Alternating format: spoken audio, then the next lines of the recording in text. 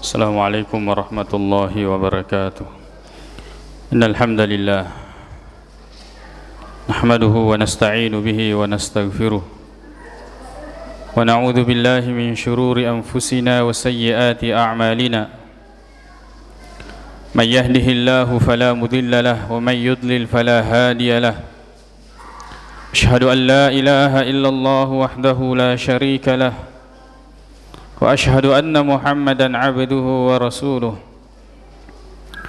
Arsalahu Allahu bil haqqi basyiran wa nadhira wa da'iyan ila Allah bi idnihi wa sirajan munira. Wa tarakana 'ala al mahajjatil bayda lailuha kanahariha la yazighu 'anha illa halik. Ya ayyuhalladzina amanu ittaqullaha haqqa tuqatih wa la tamutunna illa wa antum muslimun. Amma ba'du fa inna asdaqal hadithi kitabullahi ta'ala wa khairal hadi hadi Muhammadin sallallahu alaihi wasallam wa syarral umuri muhdatsatuha fa inna kulla muhdatsatin bid'ah wa kulla bid'atin dalalah. Amma ba'd. Kaum muslimin jamaah Jumat yang semoga dirahmati oleh Allah Subhanahu wa taala. Pada surah Al-Baqarah ayat ke-25 Allah Subhanahu wa taala berfirman, "Wa basyiril ladzina amanu." Dan berilah kabar gembira kepada orang-orang yang beriman. Allah Subhanahu wa taala memerintahkan agar kiranya kabar gembira disampaikan kepada orang-orang yang beriman wa amilus salihat, dan orang-orang yang beramal saleh, beriman dan beramal saleh. Dua perkara ini tidak bisa dipisahkan. Tidak ada orang yang kemudian beriman saja lalu kemudian dia tidak beramal, ataukah dia beramal lalu kemudian dia tidak beriman kepada Allah Subhanahu wa taala. Harus beriman dan harus melakukan amal saleh. Maka Allah Subhanahu wa taala berfirman, bagi orang yang menginginkan pertemuan dengan Allah Subhanahu wa taala, Allah mengatakan, "Faman kana yarju liqa'a rabbih." Siapa yang menginginkan pertemuan dengan Rabbnya, falyamal amalan salihah, maka hendaknya dia melakukan amal. Tidak sembarang amal, tapi harus amal yang saleh. Amal yang saleh adalah amal yang dikerjakan sesuai dengan tuntunan, bukan sesuai dengan keinginan. Harus melakukan amal yang saleh. Wala yusyrik bi ibadati rabbih ahada. Lalu kemudian dia tidak menyekutukan Allah Subhanahu wa ta'ala dengan sesuatu apapun. Maka iman dan amal saleh mesti bersamaan atau beriringan. Karena di antara kita biasanya punya prinsip, maka dah namun dia dah sempajang asal mengelau tapi dia cetak pada tak rupa tahu. Ya, walaupun tidak salat, yang penting muamalah terhadap manusia baik. Ataukah sebaliknya, dia hanya beriman, yang penting menggelar tepe namun dia dah sempajang. Maka ini Allah Subhanahu wa ta'ala tidak memasukkan dia di dalam ayat ini. Allah mengatakan, beri kabar gembira kepada orang-orang yang beriman dan beramal saleh. Mesti kita beriman kepada Allah dan hal-hal yang wajib kita imani dalam agama kita, lalu kemudian kita melakukan amal yang saleh. Wa basyiril ladzina amanu wa amilus salihat. Berilah kabar gembira kepada orang-orang yang beriman dan beramal saleh, annalahum jannatin, bahwa bagi mereka surga-surga. Allah di sini mengatakan bagi mereka. Maksudnya bahwa surga ini tidak akan diperuntukkan kecuali hanya kepada mereka. orang-orang yang beriman dan beramal saleh. Adapun yang lain, maka mereka tidak akan memasuki surga. Innal ladzina kafaru wal musyrikina fi nari jahannam, bahwa orang-orang yang kafir dan orang-orang musyrik mereka akan berada di dalam neraka jahannam.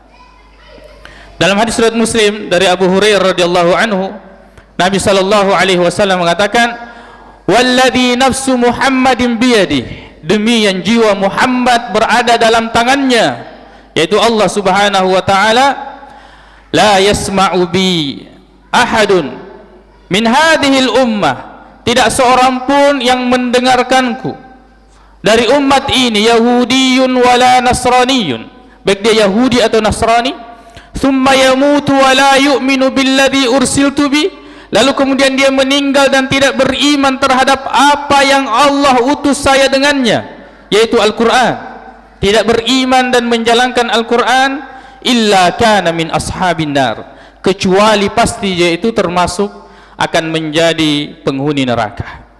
Maka Allah Subhanahu wa taala mengatakan di sini bahwa bagi mereka orang-orang yang beriman dan beramal saleh, surga-surga, akan mendapatkan surga. Ini hanya untuk orang yang beriman dan beramal saleh. Tajri min tahtihal anhar, surga yang mengalir di bawahnya sungai-sungai. Surga ini sebagian ulama menjelaskan bahwa dinamakan surga sebab surga itu di dalamnya adalah pohon-pohon yang besar, rindang, rimbun, jannat, kebun-kebun. Kemudian surga ini di bawahnya mengalir sungai-sungai. Allah Subhanahu wa taala menerangkan tentang berbagai jenis sungai tersebut. Allah mengatakan, "Mathalul jannati allati wu'idal muttaqun," perumpamaan surga yang dijanjikan kepada orang-orang yang bertakwa, "fiha anharum mim ma'in ghairi asin," di dalamnya ada sungai-sungai yang airnya rasanya tidak payau. "Wa anharum min labanin lam yataghayyar ta'mu," di surga kita akan mendapati sungai susu yang tidak akan berubah rasanya. "Wa anharum min khamrin ladzatin lisyaribin," dan di dalam surga kita akan mendapati sungai dari khamar yang tidak memabukkan, tidak seperti khamar yang ada di dunia. Khamar yang tidak memabukkan, ladzatin lisyaribin, begitu nikmat rasanya diminum oleh orang-orang yang meminumnya. "Wa anharun min asalim musaffa," dan sungai yang merupakan mengalir padanya madu yang begitu murni. "Walahum fiha min kulli tsamarat," bahkan di dalam surga dia akan mendapati berbagai jenis buah-buahan. Surga yang dibawanya mengalir sungai-sungai. Tajri min tahtihal anhar. Kullama ruziku minha, setiap kali diberikan rezeki kepadanya, rezeki Allah jamin mulai dari kita di dunia sampai di akhirat, sampai kita memasuki surga Allah Subhanahu wa taala. Rezeki ini tidak ada kaitannya dengan kekuatan. Sejak kita di dalam kandungan ibu, kita tidak memiliki kekuatan, tapi Allah memberikan dan memenuhi rezeki kita. Ketika kita lahir, akal belum sempurna, kekuatan belum ada, tapi Allah menjamin rezeki kita. Rezeki tidak ditentukan dengan ilmu, rezeki tidak ditentukan dengan kekuatan, rezeki tidak ditentukan dengan pangkat dan jabatan. Rezeki Allah Subhanahu wa taala yang mengatur dan yang memberikan kepada siapa yang Allah Subhanahu wa taala kehendaki. Allah akan memberikan dan menjamin rezeki tersebut selama kita masih hidup di dunia. Jangan tertipu lalu kemudian kita mencari makan dengan jalan yang haram, sedangkan Allah pasti menjamin rezeki kita. Lalu kemudian kita bekerja dengan cara yang haram atau di tempat yang Allah haramkan. Kita beri makan keluarga kita dengan sesuatu yang haram, kita mengkhawatirkan keluarga kita padahal Allah menjamin rezeki kita dan keluarga kita dari yang halal, lalu kemudian kita mengambil proses yang haram, padahal Allah subhanahu wa ta'ala telah menjaminnya. Selama kita masih hidup di dunia, Allah akan memberikan apa yang kita butuhkan. Kata Allah subhanahu wa ta'ala, nahnu kasamna ma'isyatahum fil hayatid dunia. Kamilah yang membagikan kehidupan mereka di dunia. Kullama ruziku minha, di surga kita akan diberikan rezeki. Min samaratin, berupa buah-buahan. Rizkan, sebagai rezeki bagi mereka. Qalu hadzal ladzi ruziqna min qabl. Mereka mengatakan, inilah yang pernah diberikan kepada kami.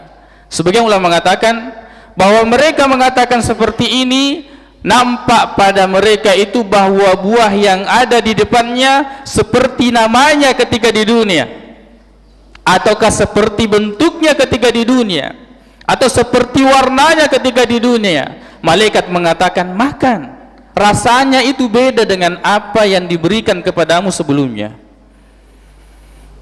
Sebagian ulama mengatakan bahwa sebelumnya diberikan kepada mereka buah-buahan, lalu kemudian diberikan lagi pada waktu yang lain, sehingga mereka mengatakan kita diberikan dengan buah yang sama, mutasyabiha.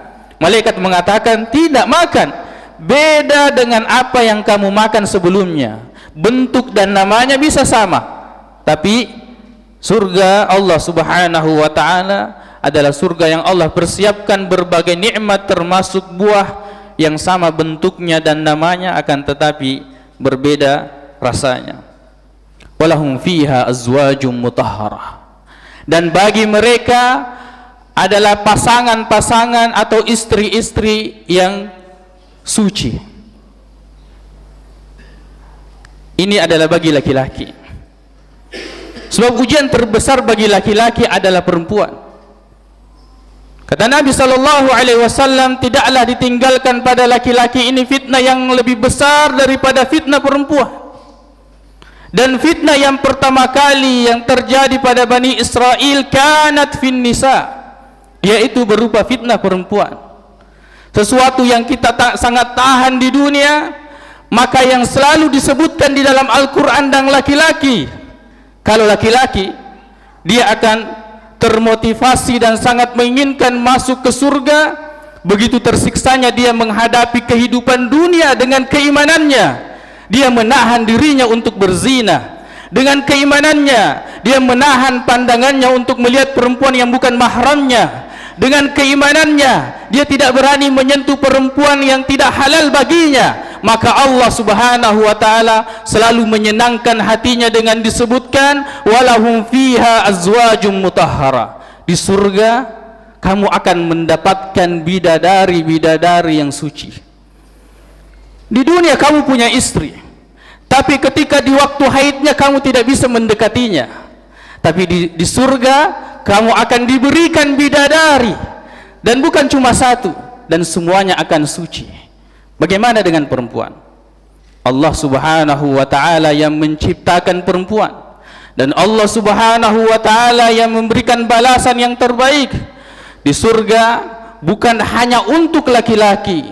Yakin bahwa Allah subhanahu wa ta'ala mempersiapkan balasan yang terbaik dan yang terindah bagi perempuan. Allah subhanahu wa ta'ala mengatakan, fala ta'lamu nafsum ma ukhfiya lahum min qurrati a'yun jazaa'an bima kanu ya'malun. Tidak ada satu orang pun yang mengetahui apa yang disembunyikan bagi mereka dari balasan perbuatan mereka. Min qurrati a'yun, dari segala hal nikmat yang kemudian akan membuat pandangan mereka sejuk, lalu kemudian akan membuat hati mereka bahagia. Allah pasti akan memberikan balasan kepada perempuan. Dan laki-laki dan perempuan dan laki-laki tentu berbeda.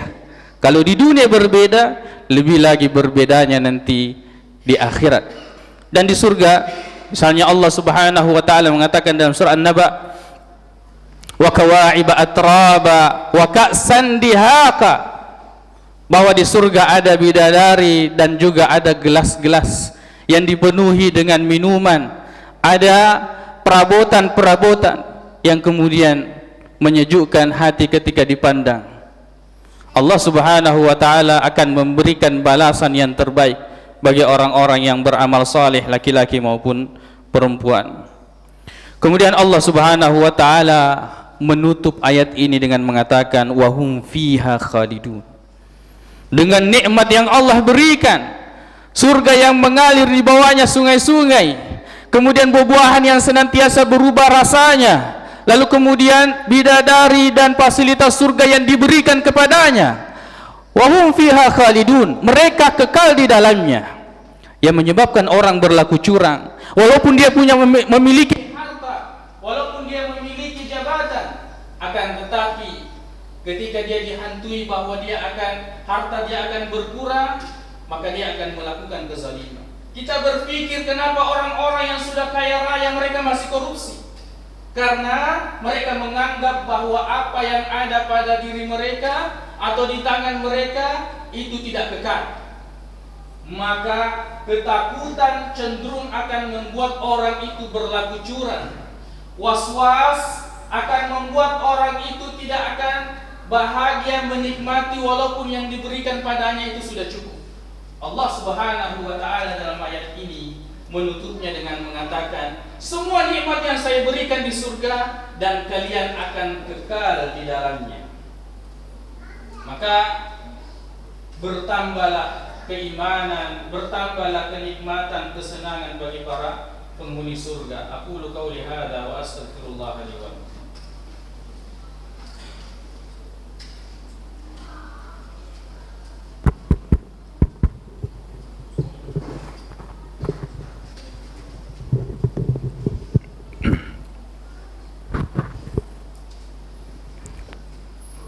Alhamdulillahirabbil alamin wal 'aqibatu lil muttaqin wala 'udwana illa 'alal zalimin. Asyhadu an la ilaha illallah wahdahu la syarika lah wa asyhadu anna Muhammadan 'abduhu wa rasuluh sallallahu alaihi wa ala alihi wa ashabihi wa sallam tasliman katsira. Amma ba'd. Kaum muslimin jamaah Jumat yang semoga dirahmati oleh Allah Subhanahu wa taala, maka dua hal yang harus berkumpul pada kita, yaitu keimanan dan senantiasa kita beramal saleh. Keimanan ini sangat penting. Begitu pula amal saleh, lakukan sebanyak-banyaknya. Karena jangan sampai kita beranggapan bahwa amal saleh yang kita miliki ini langsung bisa membeli surga dengan fasilitasnya. Tidak seperti itu. Banyak tunggakan, banyak masalah, banyak persoalan yang harus kita lunasi. Dan itu pembayarannya dengan amal saleh. Kezaliman yang kita lakukan kepada orang dibayar dengan amal saleh di akhirat. Kita pernah memukul, kita pernah mengejek, kita pernah memakan harta orang lain. Kita punya hutang yang belum terbayarkan. Nanti di akhirat yang akan melunasinya dengan amal-amal saleh. Kita beramal, perbanyaklah amal saleh. Jangan bayangkan bahwa amal ini kemudian saya akan mendapati surga setinggi ini, selengkap ini. Belum tentu. Belum tentu kemudian amal saleh kita itu kita pakai untuk membeli fasilitas surga. Boleh jadi habis kemudian kita gunakan membayar permasalahan yang terjadi di antara kita dengan orang lain. Kalau masih ada tersisa masih mending.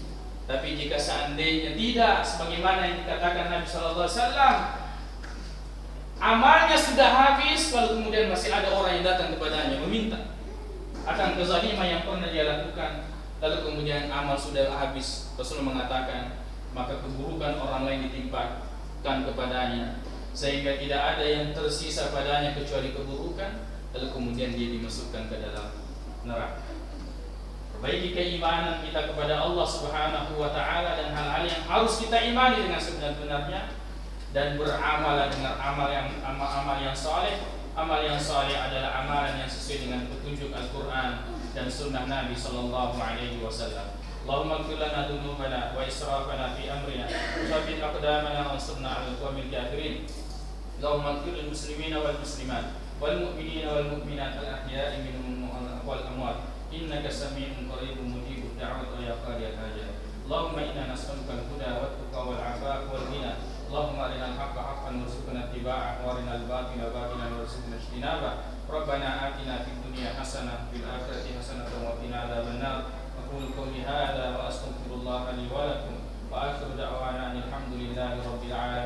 wa aqimus salat.